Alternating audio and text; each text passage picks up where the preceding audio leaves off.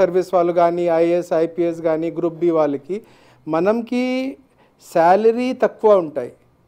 శాలరీతో పాటు మనకి ఉన్న సపోర్ట్ సిస్టమ్ అంటే ఒక ఆఫీస్, ఒక పిఏ, ఒక వెహికల్, ఒక హౌస్, ఇది అన్నీ మాకు సిస్టమ్ ఉంటాయి. సపోజ్ విదౌట్ పోస్టింగ్ ఉంటే it is very difficult to comprehend. It is easy to say ఏముంటుంది, సపోజ్ మీరు గవర్నమెంట్కి అనుకూలంగా లేకపోతే ఏమవుతాయి, ఒక ప్లేస్ ఒక ఆఫీస్ నుంచి వేరే ఆఫీస్లో ట్రాన్స్ఫర్ చేస్తారు, ఒక ఆఫీస్ నుంచి వేరే ఆఫీస్కి ట్రాన్స్ఫర్ చేస్తారు.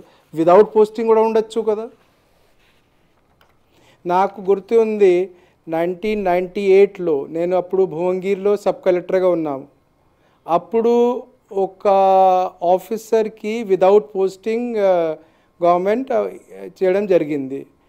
వాళ్ళ వైఫ్, బికాజ్ భువనగిరి అంటే హైదరాబాద్ పక్కన, 1.5 months నా ఇంట్లో ఉన్నారు. వాళ్ళ ఐఏఎస్ ఆఫీసరే. ఒక ఐఏఎస్ ఆఫీసర్ కూడా విదౌట్ పోస్టింగ్ ఉంటే ఇమోషనల్గా, మెంటల్గా, ఫైనాన్షియల్గా ఎట్లా ఫీల్ అవుతారు.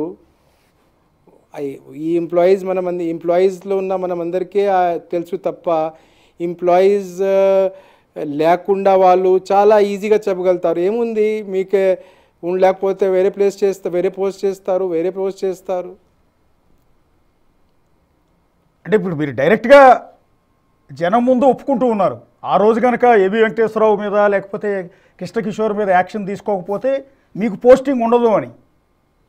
పోస్టింగ్ ఇచ్చి ఉండేవారు కాదు, లేదా మిమ్మల్ని ట్రాన్స్ఫర్ చేసేవాళ్ళు ఆ భయంతోనే చేశారని. ఇది అన్ని కాదు. ఇప్పుడు ఒక్క డిసిజన్ ఈజ్ నాట్ సో ఒకటే అట్లా ఉండదు.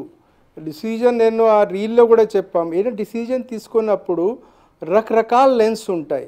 Yes sir. అంటే basic survival instinct lens, rules and regulation lens, obedience. Who are we?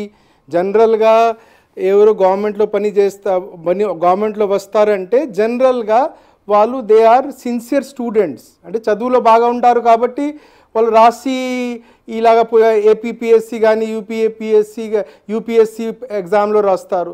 So we are generally very obedient students. So obedience, survival, rules regulation, ఇది అన్నీ రకరకాల కలిపి డిసిజన్ తీసుకుంటాం తప్ప ఒకటే దీనికోసం చేశారు అట్లా చేశారు. బట్ నేను రీల్లో ఏం చెప్పామంటే గోయింగ్ ఫార్వర్డ్ ఈ అన్ని లెన్స్ పక్కన పెడతాం. నేను ఓన్లీ ఒకటే లెన్స్తో నేను లైఫ్ ముందు తీసుకువెళ్తాము. That is the lens of ethics and morality. అంటే సార్ ఇక్కడ సహజంగా అందరికి వచ్చే డౌట్ ఏంటంటే, మీరు ఆ రోజు రిజెక్ట్ కూడా చేసే అధికారం మీకు ఉంది కదా, సో ఇది కరెక్ట్ కాదు. నేను రిజెక్ట్ అంటే కాదు అట్లా. సెక్రటేరియట్లో ప్రిన్సిపల్ సెక్రటరీ దగ్గర ఏ ఫైల్ ఆగదు. Yes sir. అంటే నాకు ఉన్న guilt is not I'm decision making authority. Okay. నాకు గిల్ట్ ఏమిటంటే నేను అప్పుడు ఒక జనరల్గా ఎట్లా ఉందంటే మైండ్ టెన్షన్ ఉన్నప్పుడు మైండ్ చాలా బేసిక్గా ఆలోచన చేస్తుంది. బేసిక్ ఆలోచన ఏమిటి అంటే రూల్ ప్రకారం ఎట్లా ఉంది, చట్టం ప్రకారం ఎట్లా ఉంది, రూల్ ప్రకారం చట్టం ప్రకారం డీజీపీ ఆఫీస్ నుంచి పంపించిన ఫైల్ కరెక్ట్ ఉండొచ్చు. అది కరెక్ట్గా ఉంది, ఆ ఫైల్ కూడా కరెక్టే ఉంది. అంటే నేను ఆ ఎగ్జాంపుల్ కూడా ఇచ్చాము. ఈరోజు నేను 30 సంవత్సరం ఉద్యోగంలో ఉన్నాము.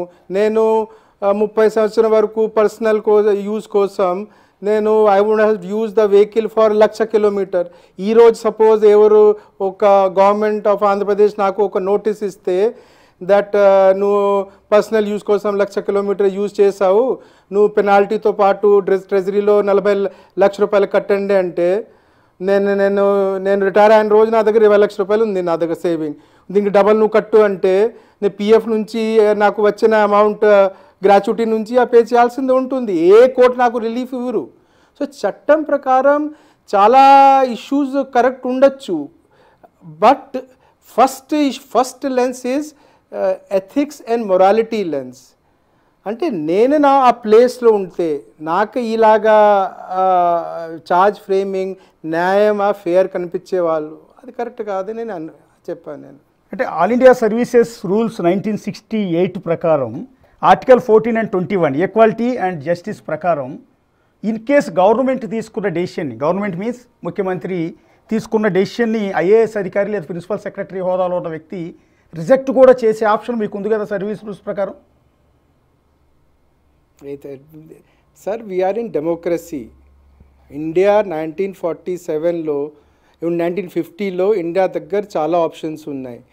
చాలా ఆప్షన్ అయినప్పుడు India could have gone for rules by bureaucrats, rule by kingdoms, rules by different. India has adopted for democracy. Then a democracy adopt ayaniki deeniki saransham emiti ante constitution lo kuda chuste the final elected representatives have two roles. The highest roles is with cabinet ki rendu roles untayi.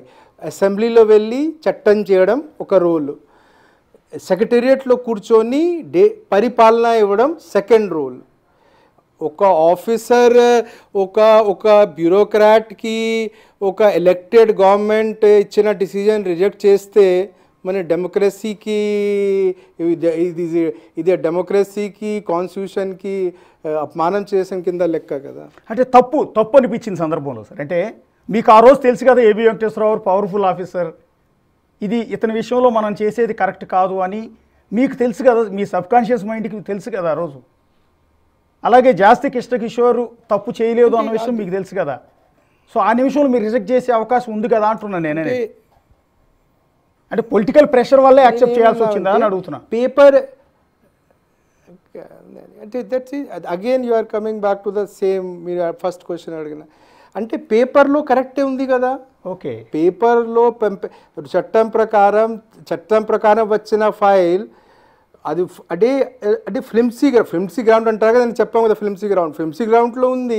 Flimsy ground but ఎవరు బాగా లెన్స్లో పెడితే చాలా దూరితే చట్టం ప్రకారం చట్టం ప్రకారం తప్పే. But ethics morality ప్రకారంగా కరెక్ట్ కాదు నేను భావించి. ఇప్పుడు దీనికి ఆలగా డిసిజన్ మీరు ఫండమెంటల్గా ఎందుకు వెళ్ళారంటే I'm saying it's a complex lens ఉన్నాయి.